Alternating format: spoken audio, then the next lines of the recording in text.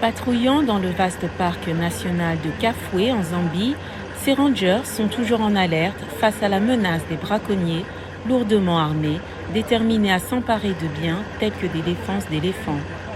Leur chef d'équipe, Nemi Moulino, fait partie de l'unité anti-braconnage de Game Rangers International, une organisation à but non lucratif de conservation de la faune établie en Zambie en 2008.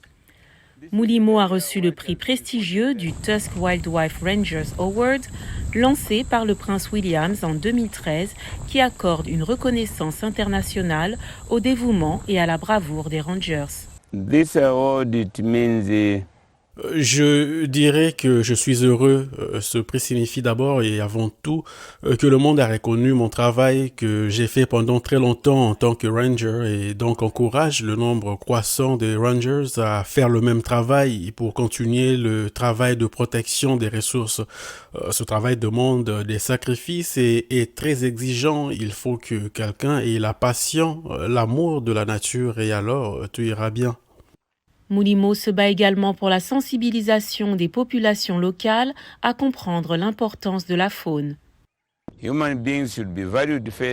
Les êtres humains doivent être valorisés d'abord, puis deuxièmement, la faune. Comme vous le savez, la menace de notre faune vient des personnes qui vivent au sein de la communauté. Alors, première chose, montrez-leur que vous les aimez, vous devez les protéger, puis apportez vos mots et vos encouragements sur la façon dont ils peuvent vous aider à prendre soin de la faune.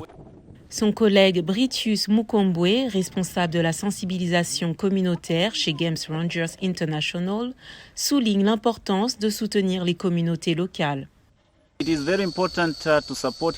Il est très important de soutenir les communautés vivant à proximité d'autres aires protégées, les GMA, parcs nationaux, car elles sont considérées comme des acteurs majeurs dans la conservation de la faune. Historiquement, ces membres de la communauté qui vivent le long de la zone GMA avaient l'habitude de vivre là et ils ont cédé ce terrain à des fins de conservation de la faune. Il est donc très important que nous travaillions avec eux et que nous les consultions sur de nombreuses questions liées à la conservation de la faune, car ils en savent plus que quiconque en termes d'histoire de ces zones et comment ces animaux ont réellement existé.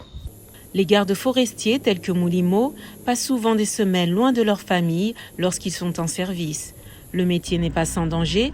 L'association affirme que plus de 100 gardes forestiers ont été tués dans l'exercice de leurs fonctions au cours de l'année dernière.